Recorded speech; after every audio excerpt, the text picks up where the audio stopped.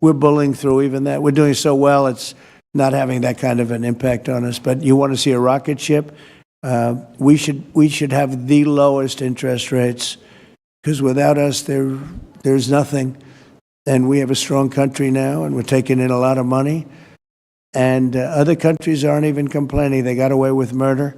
They took advantage of a lot of very stupid people that sat in the seat, very stupid people, or people that didn't understand business or something was going on. But hard to believe that they got away with it for so many years. But now, and I'm treating them very fairly. Again, we have countries with tremendous deficits with us, where we have, where we essentially lose a lot of money. And we are changing that around very rapidly, and I think it's about time somebody did it. Sir, President? Yeah, please.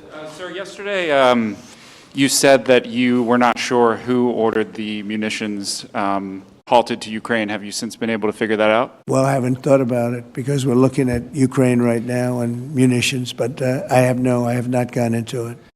What does it say that such a big decision could be made inside your government without you knowing?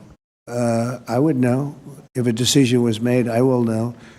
I'll be the first to know. In fact, most likely I'd give the order, but I haven't done that yet. Yeah, please. Can I ask how your meeting with Netanyahu went over the last couple of days, and how realistic do you think a ceasefire is this week? Well, we're talking about Gaza for the most part. I think we have a chance this week or next week. Not definitely. There's nothing definite about war and Gaza and all of the other places that we all deal with so much, but there's a very good chance that we'll have a settlement, an agreement of some kind this week, and maybe next week if not. On Africa as well, sir. The African Growth and Opportunity Act, which has been central to many sub-Saharan countries having access to the US market, that's due to expire in September. Are you hoping to extend that beyond it? Well, we'll take a look at that. Yes, please. Thank you. That's up to Congress to take a first crack at. We know that program's been in place for about 20 years, and at the end result of that, we see a lot of other countries operating in Africa. We still see a lot of tariff and non-tariff barriers in Africa. So I think any discussion about that act would also have to think about how we address those kinds of barriers. Yeah, Peter.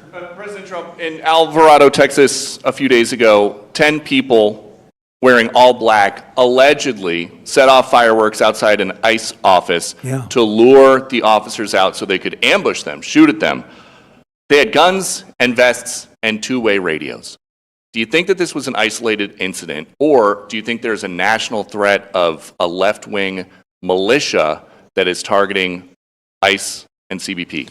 Well, I think you have some very stupid people in the left who have some money that are making it available to these people, because you look at the guns they had, they were brand new. You look at even the clothing they were wearing, it looked like it just came out of some military shop. So you have some very stupid people that, if anything ever happened, they'd be the first to go. They don't understand that. They'd be the first to go. They'd be the first ones hit. But there is money being put behind people. When you look at the weapons they have, the newness of the weapons, rifles that just came out and they have the latest model. So there's something going on, and we'll get to the bottom of it. And what do you think the penalty should be for these people who are, if they are found guilty, for people Very who stiff. shoot at ICE officers? Very, very stiff. Very stiff. A long time in jail, a long time. And one got hit yesterday in the neck, and he fortunately is going to be okay, but he got hit yesterday in the neck. No good. And what would you think if I read you a quote from a lawmaker who says about ICE, to abolish it, to treat them as criminals or anything that is inappropriate and outrageous? And I told you that that was Democrat John Fetterman. Wow. It's, by the way, I assume when you read that, because you paused in the middle, you're going to have to read that again without the pause. Could you read that again, please? To abolish it, to treat them as criminals or anything that's inappropriate and outrageous. So he's saying that to treat the people that did the shooting is... To treat ICE officers. Oh, okay, good. Because the way you read it, it really was the opposite. But that's okay. That's all right. I think that's what he meant. No, the new John Fetterman is exactly what you said. He's right.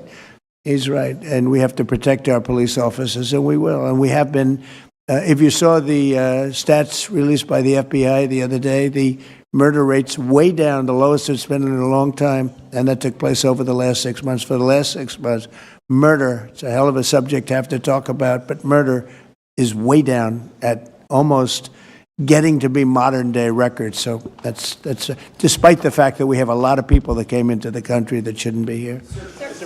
Mr. President? Yes, please. So two questions, one on tariffs, the other on the IRS. On tariffs, China is reportedly softening their impact on U.S. tariffs in Africa, announcing last month that they would halt charges on imports for nearly all of its African partners. Good. Does this move by China influence your thinking, your approach to tariffs on the continent? Well, we treat Africa great in many different ways, including with tariffs. But, parts of Africa charge us tremendous tariffs, as you know. And they're going to be dropping those tariffs. They've already informed me they're going to be dropping those tariffs. But we treat Africa far better than China or anybody else, anyplace else. Yeah. And on the IRS says that churches can now endorse political candidates. What's your reaction to this, and how do you expect this to influence some of the work that's afoot on the continent? There's a lot of American churches that are missionaries doing missionary work on the continent. Do you support that? I love the fact that churches can endorse a political candidate. I think so, because we have a lot of respect for the people that lead the church, for the pastors and the ministers and the rabbis and all different leaders, all different religions, and people respect those people. And I think there's nothing wrong. It was a very big penalty if that took place just a little while ago. They had a thing called the Johnson Act, and it was a very big penalty. I think it's great if a pastor, minister, priest, rabbi, and we could very much go into your religion, by the way, which is something that people are having great respect for throughout the world. If somebody of faith wants to endorse, I think it's something that I'd like to hear, and I can guarantee you, the people that they're with every Saturday or Sunday or whenever it is they're with, they want to hear from these people, and it was a very severe penalty. Those people were not allowed to speak up. Now they're allowed to speak up. No, I think it's terrific. Mr. President, your administration took new actions against Harvard University today. Are you still optimistic about reaching a deal with the university? Oh, yeah, I think so. Harvard's been very bad, totally anti-Semitic. And, they'll absolutely reach a deal. Peter? I just got a text from our colleague, John Roberts. He says that we are now reporting the guy who was arrested in the Alvarado, Texas incident for tampering with the evidence was a green card recipient under the Biden administration and a prior DACA recipient. What do you think of that? It's very sad. It's very bad. A lot of them are here. We came in 21 million. I think it's higher than that, by the way, but they say 21 million people came in. Many of them are criminals. Many of them are murderers. 11,888 is what they